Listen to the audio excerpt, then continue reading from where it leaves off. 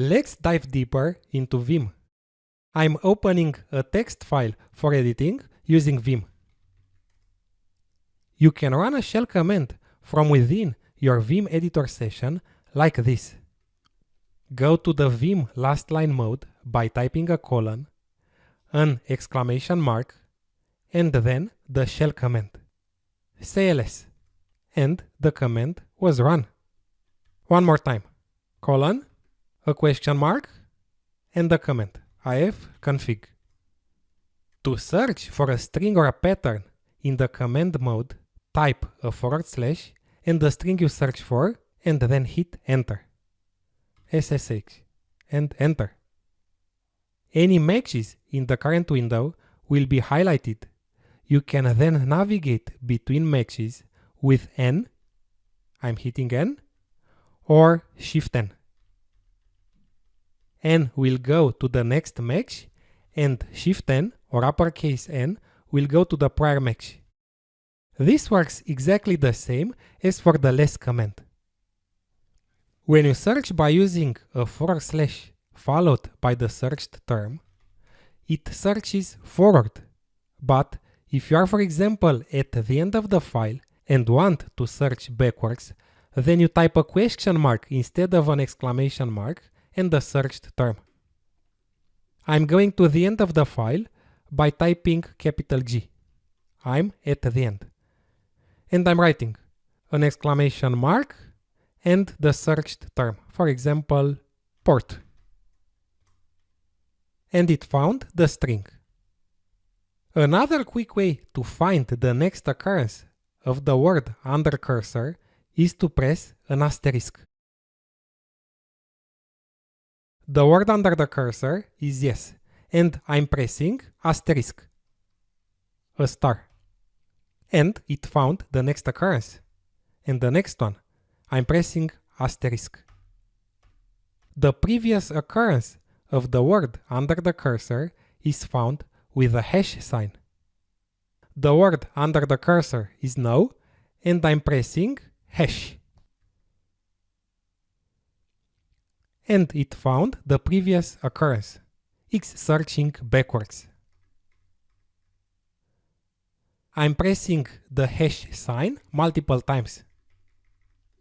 To search for a pattern and replace all occurrences, in the last line mode, write. I'm in the last line mode and I'm writing %s, lowercase s, the searched term, for example, no, this is just an example, the term or the string I want to replace with, for example, XXX and G.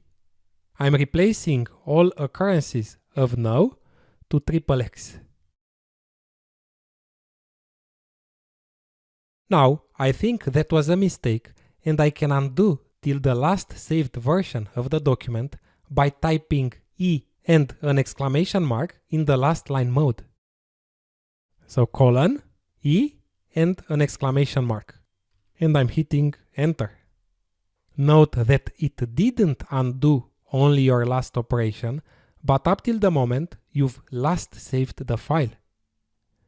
To undo the last operation only, in command mode, type U. This is equivalent to Ctrl and Z in a graphical text editor. And to redo the previous operation, type Ctrl and R. Let's talk about cutting, copying, and pasting a text. If you want to cut a line, press D 2 times. So double D. The line was not simply deleted, but copied to the clipboard. To paste it somewhere else in the document, move the cursor to that position and press P. I'm pressing P. The line was pasted there. To cut more than one line, type the number and then DD, so double D. For example, I'm cutting 10 lines below the cursor and I'm writing 10 and double D. And the lines were cut. This could be a simple deletion or I could paste them in another part of the document. I'm moving to that position and pressing P. Okay, let's move on and see how to copy and paste the text. The first step is to position the cursor where you want to begin copying. Press lowercase v to select characters, uppercase V to select whole lines, or Ctrl and V to select rectangular blocks.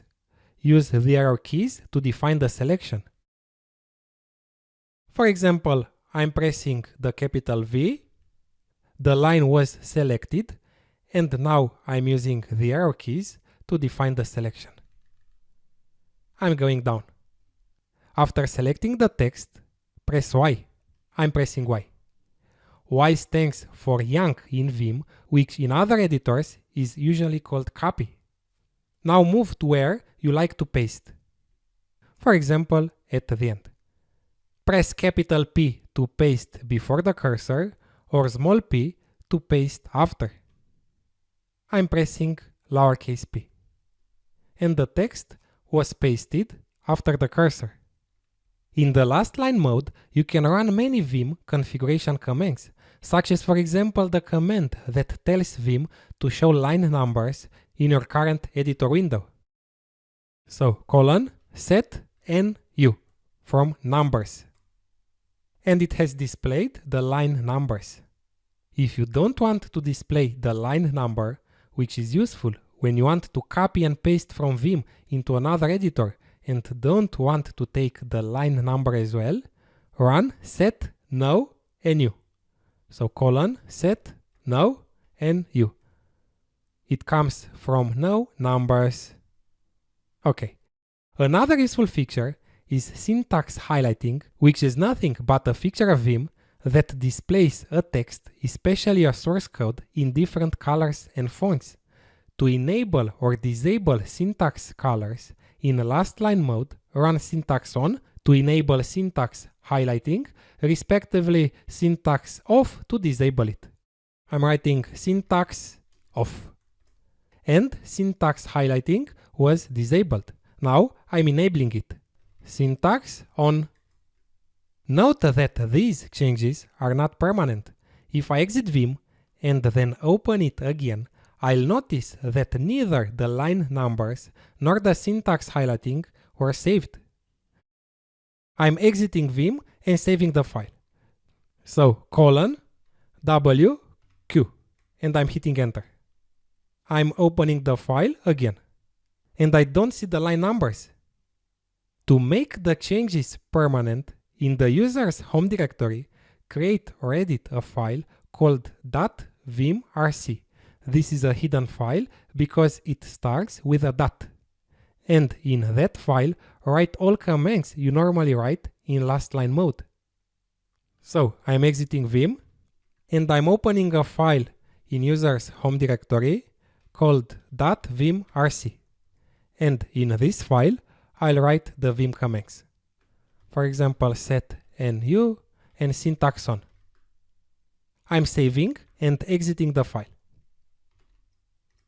Now the changes are permanent because each time Vim is opened, it will run the commands in that file. See that? The line numbers are there.